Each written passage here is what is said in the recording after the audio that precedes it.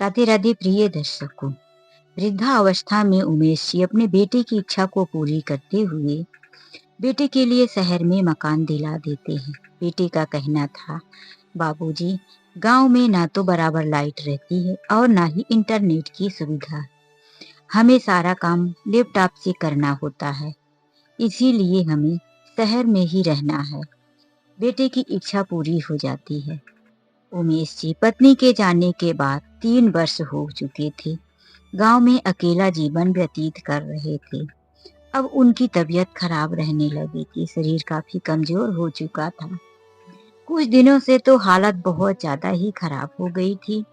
एक दिन वह अपने बेटे को फोन लगाते हुए कहते हैं, बेटा, आज मेरी तबीयत कुछ ज्यादा ही खराब लग रही है। 2 दिन हो गए रसोई में कुछ खाना नहीं बनाया।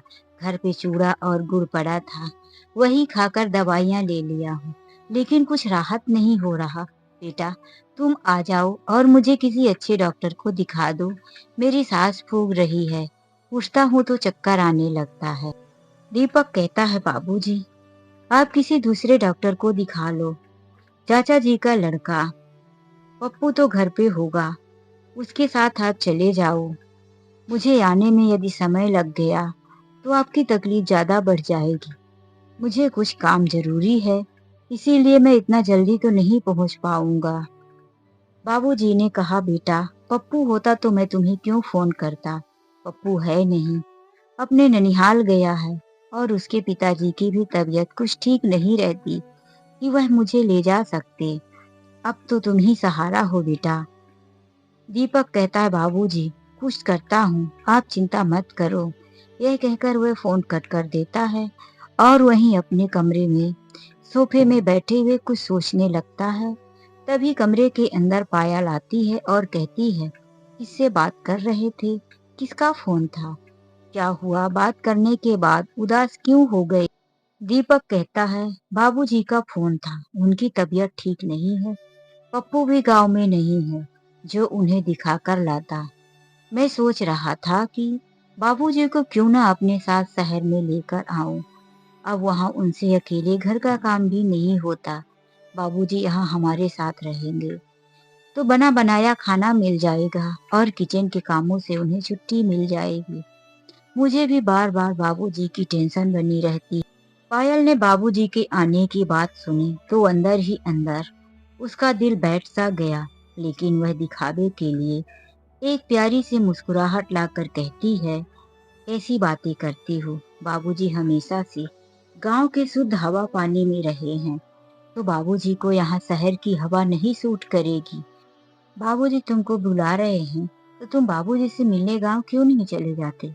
आज तुम अपने बॉस से बात कर लेना। बॉस इतने भी निर्दयी नहीं है कि जब किसी के पिता बीमार हो तो वह छुट्टी नहीं देंगे।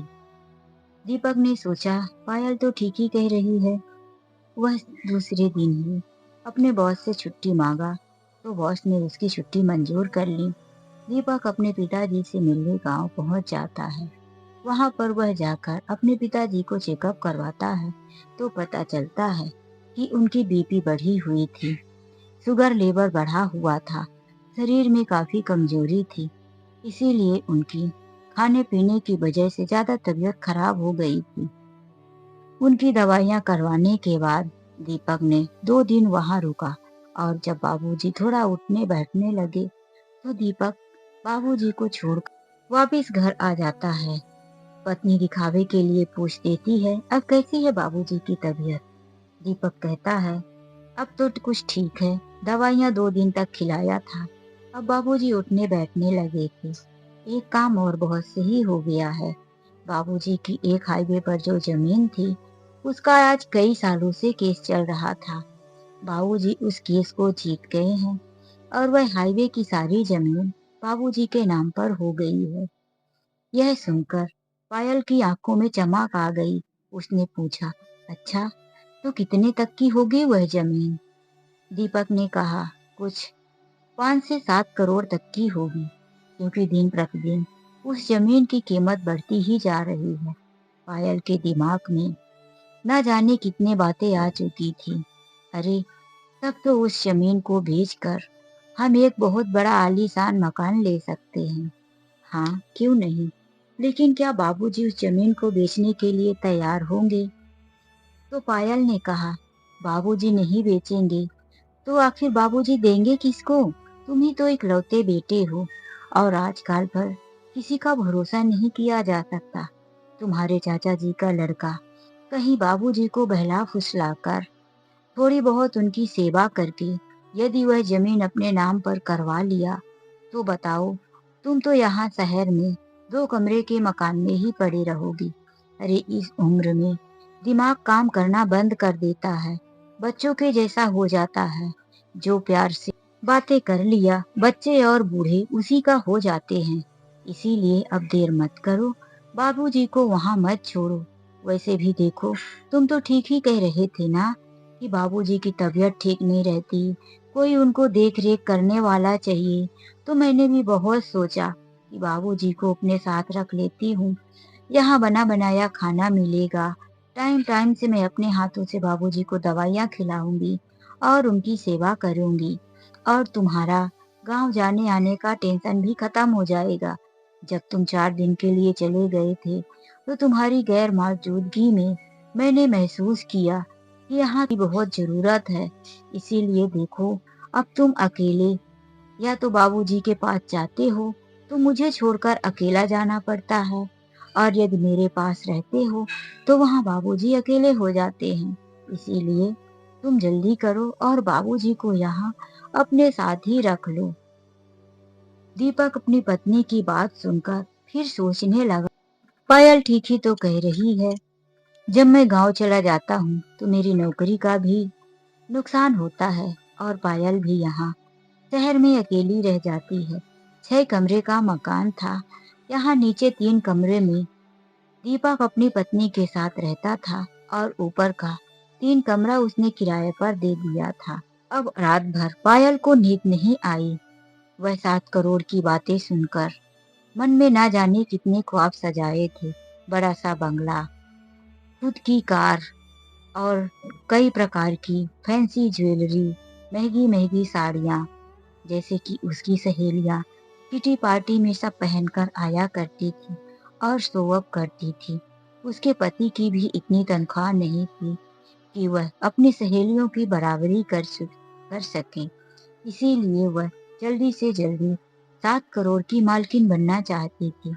दूसरे दिन सुबह होते ही उसने फिर से कहा, अरे क्या सोचते हो, बाबूजी को लेने जा रहे हो कि नहीं?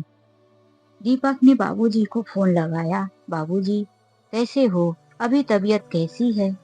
उधर से बाबूजी बोले, अभी तो ठीक है बेटा, दवाइयाँ ले रहा हूँ। दीपक कहने लगा, बाबूजी आप तैयारी बना लो, अब मैं आपको लेने आ रहा हूँ। बाबूजी ने कहा, अभी 2 दिन पहले तो आए थे, अब दवाइयाँ ले रहा हूँ, ठीक हो जाऊंगा। नहीं बाबूजी, मुझे यहाँ आपकी बड़ी चिंता हो रही है। आखिर आपको खाना बनाकर कौन देगा? और फिर आपको वहाँ अकेले कुछ हो गया तो कोई देखने वाला नहीं है। मैं आज शाम को ही घर आ रहा हूँ। बाबूजी को भी लगा कि दीपक मेरी कितनी चिंता कर रहा है। बहू ने समझाया होगा, इसीलिए वह मुझे लेने आ रहा। शाम को दीपक पहुंचा और दूसरे दिन ही अपने पिताजी को लेकर शहर के मकान में आ जाता है। यहाँ आते ही कुछ दिनों तक तो पायल अपने ससुर की बहुत सेवा करती रही। बाबूजी गर्म पानी लीजिए, सुबह का नाश्ता, दोपहर का खाना, शाम की चाय नाश्ता, फिर रात का खाना, 4 टाइम की बाबूजी की सेवा पूरा दिन बहू करती रहती। यह सब देखकर उमेश जी को तो बहुत प्रसन्नता होती थी। मैं कितना सौभाग्यशाली हूँ, मैं पहले ही अपने बेटे बहू के पास आ जाता तो अकेले की जिंदगी में इतना तकलीफ क्यों होती। वह अपने बेटे और बहू से बहुत खुश थे। अब 2-3 महीने हो चुके थे। एक दिन सब लोग हाल पर बैठकर खाना खा रहे थे कि दीपक ने बात को छेड़ दिया जो असलियत मुद्दे पर आना था। तो उसने कहा, बाबूजी अब बताइए कैसा लग रहा है शहर में? बाबूजी बोले, बिल्कुल ठीक लग रहा है बेटा, अब तो जीवन में कोई लालच नहीं रही। तुम दोनों के साथ रह लिया, तुम दोनों ने मेरी इतनी सेवा की, मैं वहाँ फालतू में अकेला मरता, अकेला 2 रोटी बनाता और खाता। मैं सोचता हूँ, पहले ही यहाँ आ गया होता तो कितना अच्छा रहता। हाँ बाबूजी, अब जो हो गया सो हो गया। अब आपको कभी कोई तकलीफ नहीं होगी। बस बाबूजी, मैं थोड़ा-सा परेशान हूँ। ये हमारा छोटा-सा 3 कमरे का मकान, एक कमरे में तो हमारा किचन हो जाता है और दूसरा हॉल है और तीसरे में हमने आपकी व्यवस्था कर दिया है। मुझे पता है बाबूजी, आपको भी छोटे से घर में कुछ तकलीफ तो हो ही रही होगी। नहीं बेटा, अपनों के बीच में तकलीफ कैसा?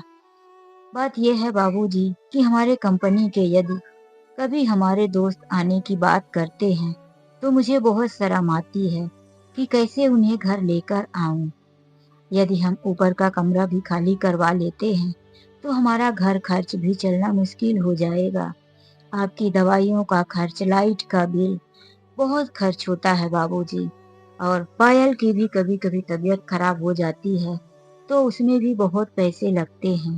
शादी को इतने साल हो गए, अभी पायल की गोद हरी नहीं हुई है, तो उसकी भी मैं दवाइयाँ करवा रहा हूँ।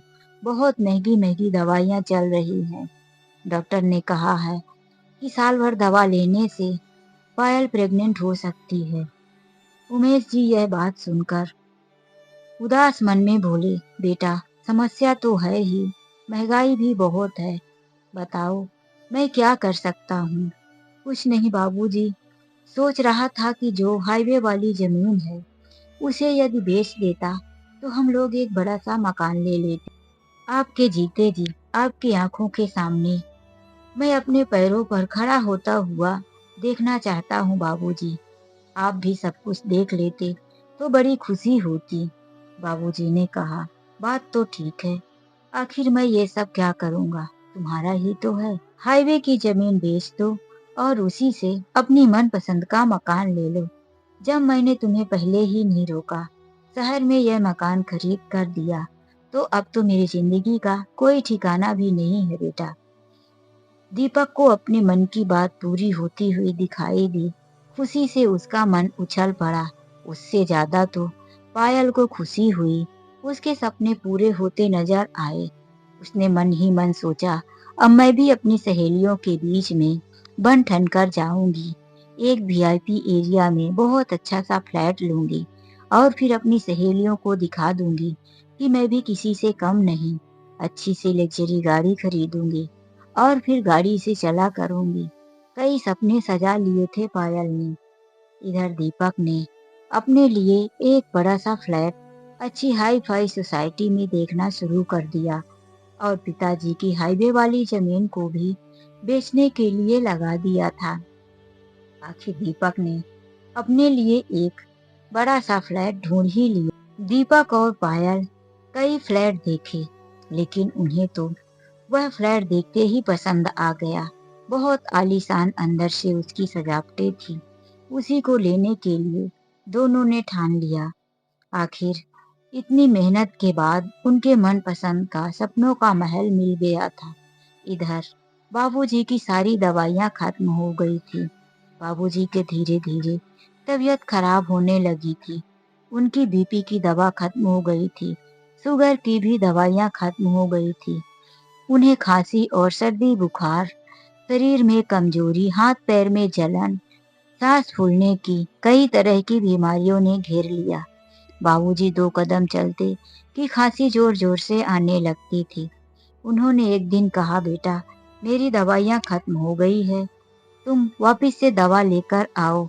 नहीं ऐसा करो कि मुझे भी लेकर चलो, यहाँ के डॉक्टर से दिखा दो, शायद कुछ कम दवा लिखेंगे। गांव में तो इतनी दवा लिख देते हैं कि मेरा पेट उसी से भर जाता है। दीपक ने कहा, बाबूजी मैं अभी थोड़ा बैंक में जा रहा हूँ, मुझे मेरी एफडी तोड़वाना है। मैंने नए फ्लैट जो देखा है उसका टोकन देना है, नहीं तो वह फ्लैट हाथ से निकल जाएगा। उसके बाद आकर मैं आपको हॉस्पिटल लेकर चलता हूँ। दीपक और पायल दोनों बन ठनकर जल्दी से बैंक के लिए निकल गए। इधर बाबूजी की ना तो सांसें रुक रही थी, हांफे जा रहे थे और ऊपर से खांसी। उनके हांफने और खांसने की आवाज सुनकर उनके किराएदारनी सुषमा नीचे आई। उसने देखा कि घर में कोई नहीं था। वह पूछने लगी, क्या बात है बाबूजी, तबीयत खराब ज्यादा लग रही है क्या? उसने देखा बाबूजी का पूरा शरीर तप रहा था। वह बुरी तरह से हाँफ रहे थे। उसने तुरंत अपने पति राकेश को फोन किया और बोला कि घर में पायल और दीपक नहीं है, आप जल्दी से आ जाओ, बाबूजी की हालत बहुत खराब है। बाबूजी ने कहा, बेटी तुम क्यों परेशान हो रही हो, अभी दीपक आने ही वाला है। लेकिन सुषमा ने बाबूजी की एक नहीं सुनी और अपने पति राकेश के साथ बाबूजी को हॉस्पिटल लेकर पहुंच गई।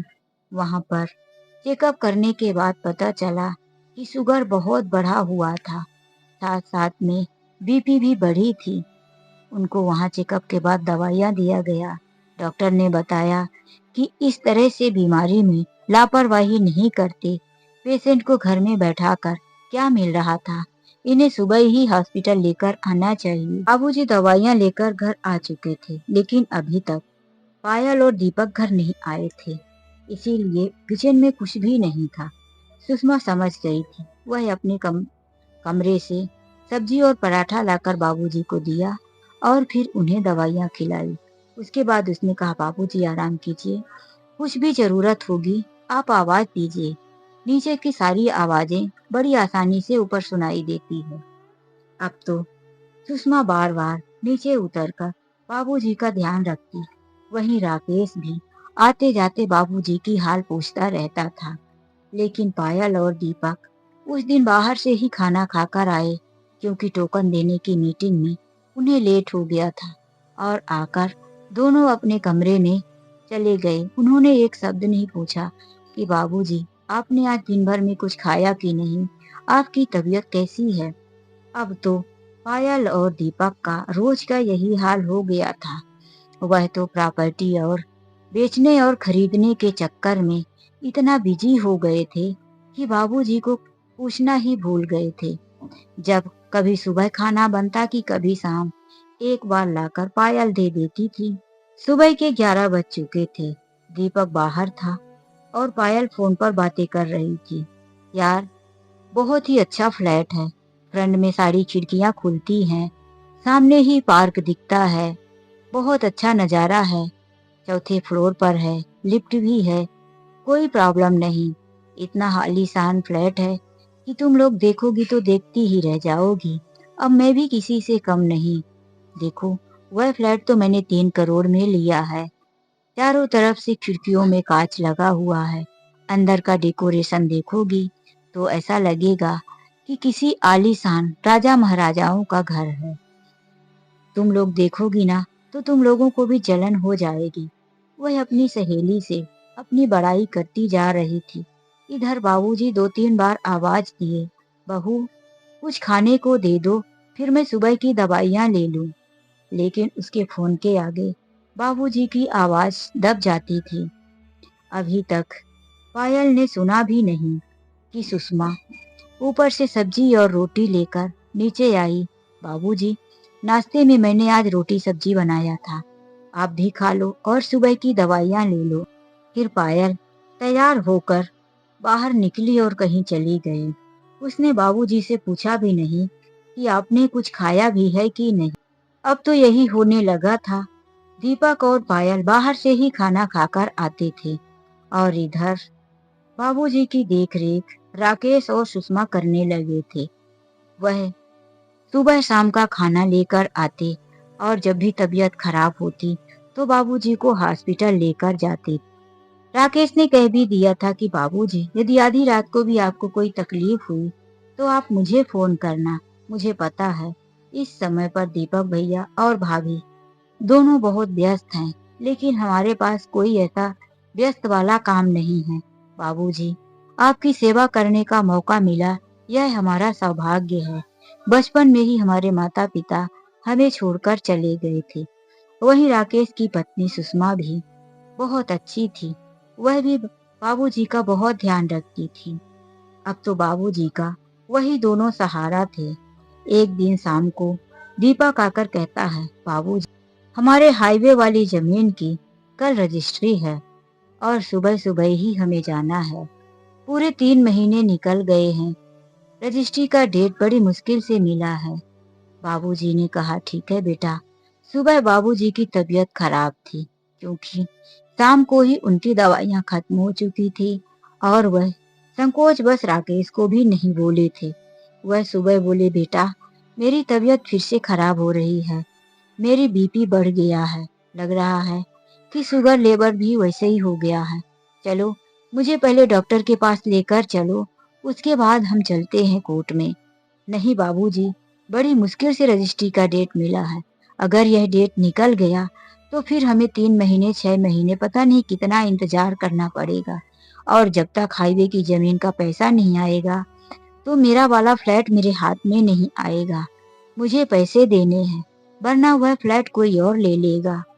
बाबूजी मना करते रहे, लेकिन दीपक जबरदस्ती दोनों कंधे से उठाकर बाबूजी को अपनी गाड़ी में बिठा लिया और लेकर कोर्ट चला गया।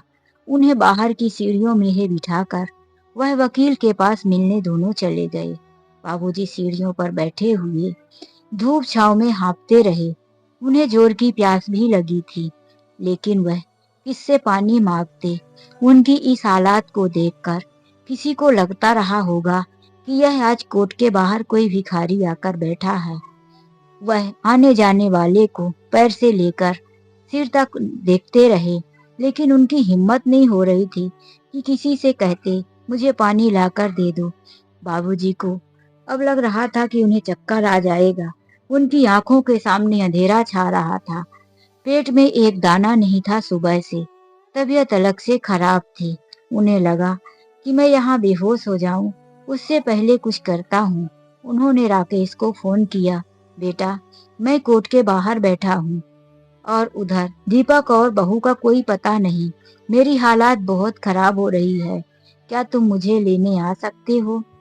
राकेश तुरंत वहां पहुंच गया और उन्हें अपनी गाड़ी में बिठाकर बाबूजी को हॉस्पिटल ले गया। वहां चेकअप करने के बाद पता चला कि बाबूजी को हार्ट अटैक आया था, इसीलिए उनके सीने में दर्द था।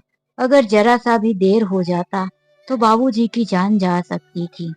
इधर आधे घंटे के बाद जब दीपक बाबूजी को लेने बाहर आया तो वह वहां थे ही नहीं। उसने चारों तरफ नजरें दौड़ाई, लेकिन बाबूजी नहीं मिले। वह परेशान हो गया। अंदर उसका ही नंबर चल रहा था। अब बाबूजी नहीं हैं, तो उसने अपनी पत्नी को फोन लगाया, पायल बाबूजी नीचे है ही नहीं, क्या करूं? पायल ने कहा, बाबूजी को ढूंढकर लाओ, वकील अंदर बुला रहे हैं। तभी राकेश का फोन आ गया। राकेश ने कहा, दीपक बाबूजी को मैं हॉस्पिटल लेकर आया हूँ। बाबूजी की हालत बहुत खराब है, तुम दोनों जल्दी से हॉस्पिटल पहुंचो। यह सुनकर दीपक गुस्से से आग बबूला हो गया। अरे राकेश, तुम्हारी हिम्मत कैसे हुई बाबूजी को यहाँ से उठाकर जाने की? यहाँ आज कोर्ट में बाबूजी की जरूरत थी और तुम बाबूजी को हॉस्पिटल ले गए। आज राकेश से भी रहा नहीं गया। उसने बोल दिया, कैसी बातें करते हो भैया? आपको प्रॉपर्टी की पड़ी है और यहाँ बाबूजी की जान पर बन आई है। प्रॉपर्टी तो बाद में भी बिक जाती, लेकिन बाबूजी वापस नहीं मिलते। यह सुनकर दीपक और गुस्से में आ गया। तुम होते कौन हो मेरी परिवार के बीच में बोलने वाले? ये मेरा काम है कि मैं बाबूजी को हॉस्पिटल लेकर जाऊंगा या कोर्ट में। आज तुम्हारी वजह से मेरे कोर्ट की डेट निकल गई है और मेरा काम बनते बनते रह गया। आज राकेश को समझ में आ गया था कि दीपक को क्या चाहिए था, क्यों बाबूजी को बार बार इग्नोर करता जा रहा। राकेश जब घर आया, दीपक और पायल घर पर आए मुंह फुलाकर बैठे थे। वह राकेश और बाबूजी को देखते ही गुस्से से भड़क उठा। उनके साथ हाथापाई करने लगा। राकेश और दीपक के बीच बाबूजी ने बहुत बचवाने की कोशिश की। बाबूजी की भी हिम्मत नहीं हो रही थी। फिर बाबूजी ने ही कहा, बेटा मैं तुझसे हाथ जोड़ता हूँ, तू ये झगड़ा मत कर, इसके साथ मत उलझ, जा अपने कमरे में चला जा। बाबूजी की बात का इज्जत करते हुए राकेश अपने कमरे में चला गया। अपनी पत्नी से बड़बड़ाते हुए कहता है, सुषमा आखिर मैंने क्या गलत किया? आज यदि बाबूजी को हॉस्पिटल नहीं ले जाता तो बहुत बड़ा अनर्थ हो जाता।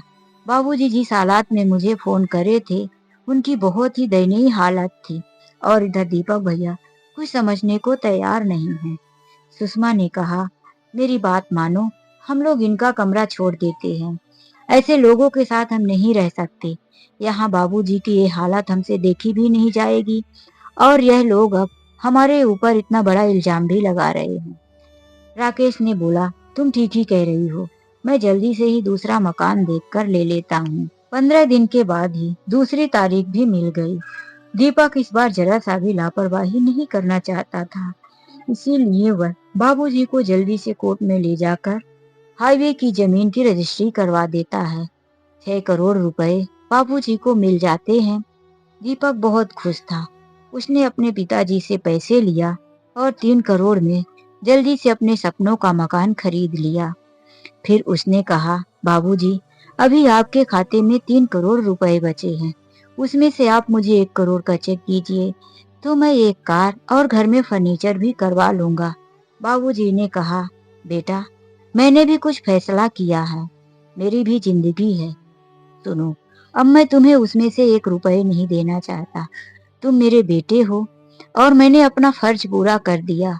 बाकी की जिम्मेदारी तुम खुद निभाओ। अब उस 3 करोड़ में से मैं अपने लिए कुछ करूंगा। बाबूजी ने आवाज दिया, राकेश, बेटी सुषमा, नीचे आओ। वह दोनों आ गए। फिर बाबूजी ने कहा, मेरी बात सुनो दीपक, मैं यह फैसला कर चुका हूँ कि बाकी के 3 करोड़ रुपए का मैं राकेश के साथ एक घर लूंगा और उसमें अपने बेटे राकेश और बहू सुषमा के साथ रहूंगा। यह सुनकर तो दीपक का मुंह खुला का खुला रह गया। बाबूजी, आपका बेटा आपकी औलाद होते हुए भी आप किसी पराई के साथ रहने जाओगे?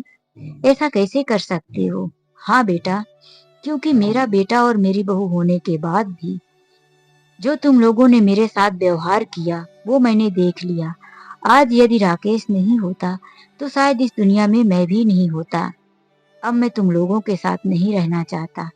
इधर राकेश भी कहने लगा, बाबूजी, मैंने जो भी किया पैसे की लालच में नहीं किया, आपको अपने पिता समान मानकर किया। इस बीच में आप पैसे को मत लाइए, आप अपना पैसा अपने बेटे को ही दे दीजिए। आप हमारे साथ रहना चाहते हैं तो हमारे साथ ही चलिए। वैसे भी हम दीपक भैया का यह मकान छोड़कर दूसरी जगह किराए से मकान देख लिए हैं। लेकिन बाबूजी ने बोल दिया कि यह मेरी कमाई है और मैंने फैसला कर लिया है। बाबूजी ने राकेश के लिए भी 1 करोड़ तक का मकान खरीद कर दे दिया और वहीं राकेश और सुषमा के साथ रहने चले जाते हैं। राकेश और सुषमा बाबूजी की बहुत अच्छी से देख रेख करते हैं। वसीयत में बाबूजी ने ये भी लिखवा दिया था कि मेरे मरने के बाद मेरे गांव का जो मकान है वह मेरे बेटे राकेश और सुषमा को दिया जाएगा। मेरी दवाइयों के खर्च और क्रियाकर्म के बाद जो भी मेरे बैंक अकाउंट में पैसा बचेगा वह सब राकेश और सुषमा का होगा। आज पायल और दीपक को भी अपनी गलती का एहसास हो चुका था। बाबूजी के फैसले से उनकी आंखें फटी की फटी रह गई थी। जो बेटे बहू अपने बाबूजी को घर लाकर सिर्फ उनके पैसे छीनने के चक्कर में लगे थे, उनके बारे में जरा सा भी नहीं सोचा और वहीं एक किराएदार कुछ लालच के बिना ही एक वृद्ध पुरुष की बराबर सेवा करते रहे। तो दोस्तों, आज के लिए बस इतना ही। मिलते एक नई कहानी के साथ। राधे राधे, जय श्री कृष्णा। वीडियो अच्छी लगी हो तो लाइक और कमेंट जरूर करें। हाँ, जाने से पहले सब्सक्राइब करना मत भूलिएगा। राधे राधे, जय श्री कृष्णा।